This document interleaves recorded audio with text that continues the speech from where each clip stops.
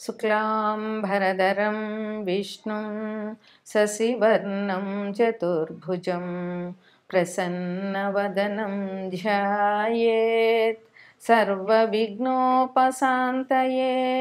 अगजा आननपद्मार्कं गजाननमहर्निशम् अनेकदन्तं भक्तानां एकदन्तमुपास्महे एकदन्तमुपास्महे। ఓం శ్రీ మహాగణాధిపతయే నమః. ఓం శ్రీ సరస్వత్యై నమః. ఓం శ్రీ మాత్రే నమః. మనం ఇప్పుడు ఫిబ్రవరి నెల అంటే మాఘమాసం యొక్క మాస ఫలితాలు చెప్పుకుంటున్నాము. జనవరి 29వ తారీఖు జనవరి 29 అమావాస్య 29 నుంచి ఫిబ్రవరి 28వ తారీఖు వరకు మాఘమాసం మొదలవుతుంది. ఈ మాఘమాసం చాలా విశిష్టమైనది. ఈ చాలా పుణ్యకార్యాలు చేసుకోవడానికి, వివాహాది శుభకార్యాలు చేసుకోవడానికి, ఇంకా నోములు వ్రతాలు ఏవైనా చేసుకోవడానికి మాఘమాసం చాలా మంచిది. ఈ మాఘమాసంలో వచ్చే శివరాత్రి నాడు కొత్తగా నోములు పట్టాలి అనుకున్న వారందరూ కూడా, స్త్రీలందరూ కొత్తగా నోములు పడతారు. ఈ మాఘమాసం విశిష్టత ఏమిటంటే సూర్యభగవానుడి ఆరాధన. ఈ మాఘమాసంలో పూర్తిగా అన్ని ఆదివారాలు కూడా చాలా విశిష్టమైనవి. ఈ ఆదివారాలు సూర్యభగవాను ఆరాధన మనకి చాలా ఆనందాన్ని, ఆరోగ్యాన్ని ఇస్తుంది. సూర్యభగవానుడు ఆరోగ్యానికి ప్రదాత. అందువల్ల ఈ మాఘపాదివారాలు పాలు పొంగించి ఆవు పిడకలు తీసుకొచ్చి మనం ఇదివరకైతే దానిలాగా వేసి తాటలో పెట్టేవారు. ఇప్పుడు పిడకలు దొరికిన వాళ్ళు పిడకలు, లేదంటే కుంపట్టు మీద నిప్పులేసి దాని మీద పిడకలు పెట్టి మా చిన్నతనంలో మా అమ్మ వాళ్ళందరూ అలాగ పరవాన్నం చేసేవారు. ఆ పరవాన్నం కూడా గరిటెతో కడపకుండా చెరుకు గడతో కలుపుతూ పరవాన్నం చేసేవారు.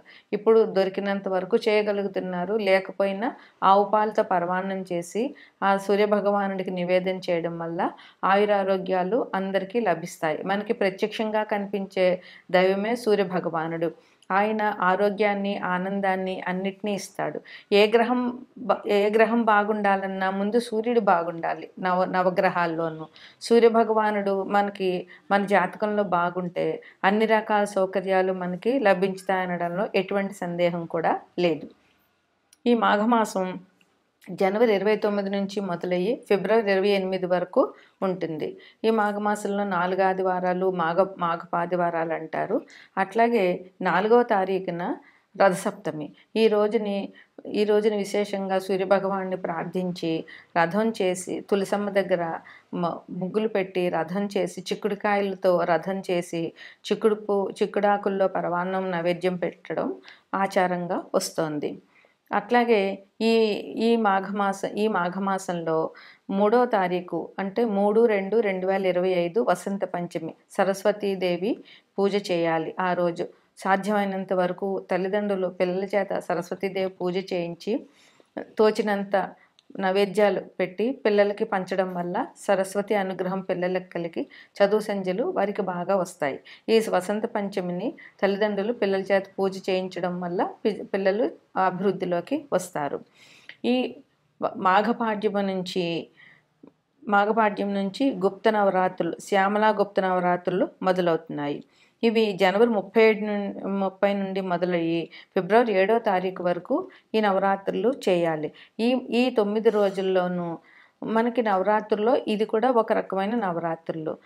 ఈ నవరాత్రుల్లో సరస్వతీదేవి పూజ ప్రాధాన్యంగా చేయాలి.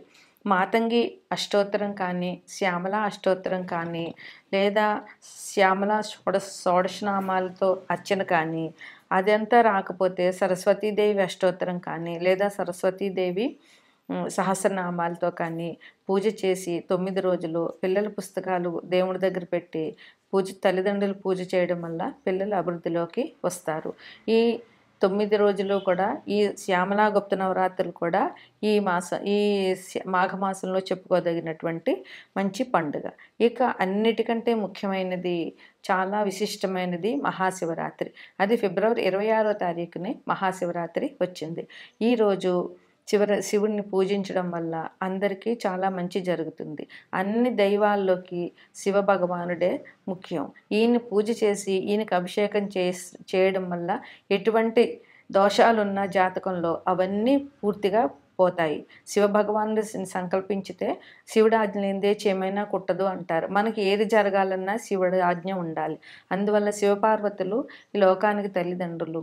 శివపార్వతులను పూజించడం వల్ల, శివుడికి అభిషేకాలు చేయడం వల్ల, భక్తితో ఓం నమ శివాయ అనే శివ పంచాక్షరి చేయడం వల్ల మనందరికీ కూడా చాలా మంచి జరుగుతుంది. జీవితంలో ఉన్న కష్ట నష్టాలన్నీ కూడా పోతాయి. అందువల్ల ఈ మహాశివరాత్రి నాడు పొద్దున్న ఉదయాన్నే లేచి గుడికి వెళ్ళి శివ దర్శనం చేసుకుని, ఇంట్లో పూజ చేసుకుని, రోజంతా ఉపవాసం ఉండి, రాత్రి ఎవరి ఆనవాయితీని బట్టి వారు పండ్లో ఫలాలో ఏదైనా తీసుకుని రాత్రి జాగరణ చేయడం వల్ల ఈ మహాశివరాత్రి పుణ్యదినం జరుగుతుంది.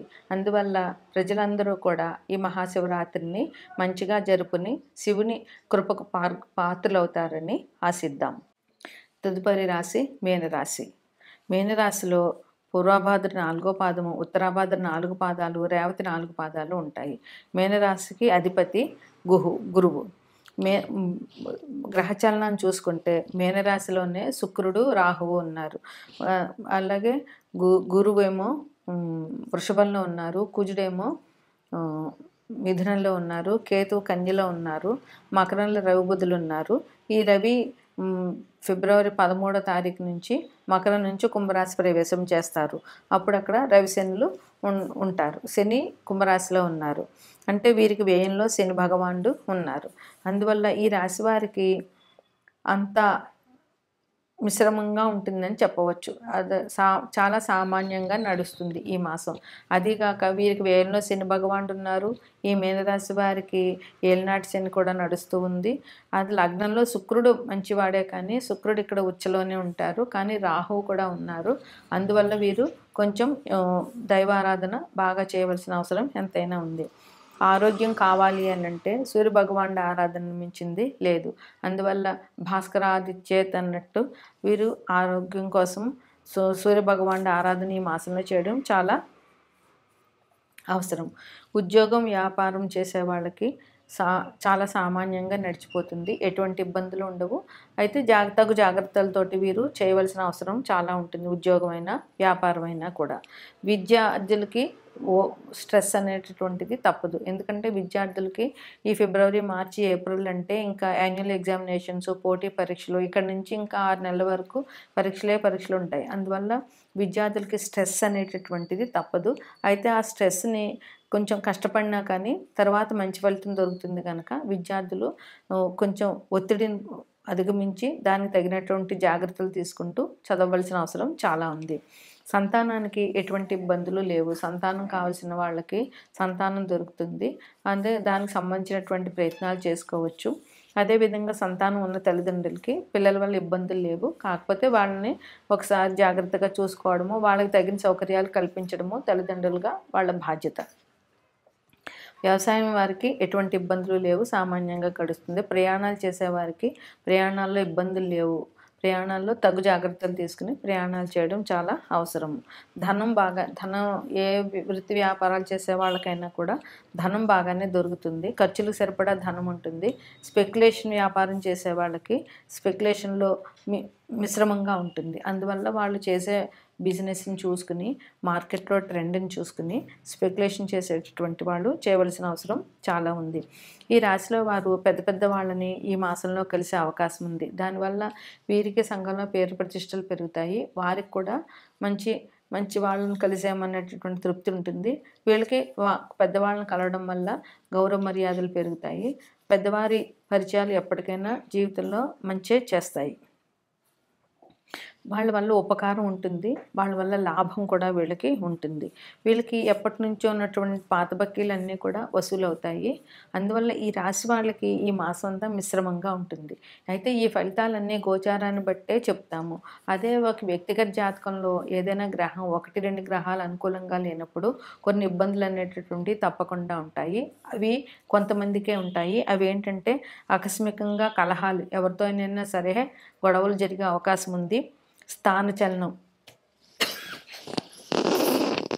అక్కడ 1, 2 గ్రహాలు అనుకూలంగా లేని వాళ్ళకి కొన్ని ఇబ్బందులు జరుగుతాయి. అవేంటంటే అందరికీ మీనరాశిలో ఉన్న వాళ్ళందరికీ జరుగుతుందని కాదు. కొంతమందికి జరిగే అవకాశం ఉంది. అదేంటంటే స్థానచలనం.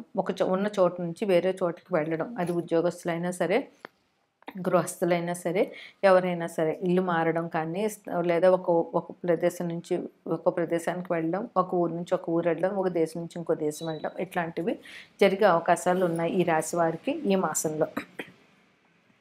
ధన వ్యయం, డబ్బులు ఖర్చు ఎక్కువ అయ్యేటటువంటి అవకాశం ఉంది. ఎందువలనంటే శని భగవానుడు వ్యయంలో ఉన్నారు. వ్యయం అంటేనే హాస్పిటల్ ఖర్చులు అలాంటివని చెప్పవచ్చు, 12వ ఇల్లు.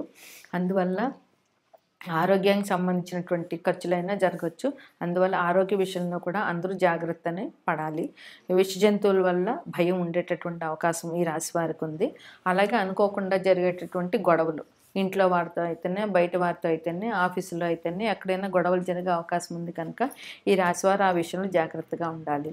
అదే వీరికి అనారోగ్యం గురించి చెప్పాం కనుక ఆరోగ్యాన్ని ఇచ్చేది సూర్య భగవానుడు. 12 మాసాల్లోనూ మాఘమాసమే సూర్యుని పూజిస్తాము. అందువల్ల ఈ మాఘమాసంలో సూర్యభగవానుడి ఆరాధన అనేటువంటిది చాలా మంచిది. రథసప్తమి రోజున, మాఘపాదివారాల రోజున సూర్యభగవానుడి ఆరాధన చేయడము, అదేవిధంగా ఆదిత్య హృదయ పారాయణ చేయడము చాలా మంచిది. సూర్యభగవానుడు ఆరోగ్యాన్ని ఇస్తారు, సంఘంలో గౌరవ ప్రతిష్టలు ఇస్తారు, మంచి ఉద్యోగాన్ని ఇస్తారు. అసలు రవిగ్రహం అనుకూలంగా ఉంటే ఏ గ్రహమైనా కూడా మనకి బాగా పనిచేస్తుంది. అందువల్ల రవిగ్రహ అనుకూలం చాలా మంచిది. రవిగ్రహ అనుకూలంగా కావాలి అంటే ముఖ్యమైన పరిహారం అర్ఘ్యం ఇవ్వడము. సూర్యోదయానికంటే ముందే లేచి సూర్యభగవానుడికి అర్ఘ్యం ఇవ్వడం అనేటటువంటిది అందరూ, ప్రతి రాశి వారు, ప్రతి వ్యక్తి చేయడం చాలా మంచిది. అదేవిధంగా మహాశివరాత్రి రోజున శివునికి అభిషేకం చేయడము, శివ దర్శనము, ఓం నమ శివాయ పంచాక్షరి పారాయణ చేయడము చాలా ముఖ్యమైనది. సరస్వతీదేవి పూజ వసంత పంచమి రోజున చేయడం కూడా చాలా విశిష్టమైనదని చెప్పవచ్చు. అదేవిధంగా శ్యామలా నవరాత్రుల్లో ఆనవాయితీ ఉన్నవారు నవరాత్రులు చేయడము, లేదంటే సరస్వతీదేవి గుడికి వెళ్ళి అమ్మవారిని దర్శించడము ఈ రాశి వారికి చెప్పేటటువంటి ముఖ్యమైన పరిహారాలు.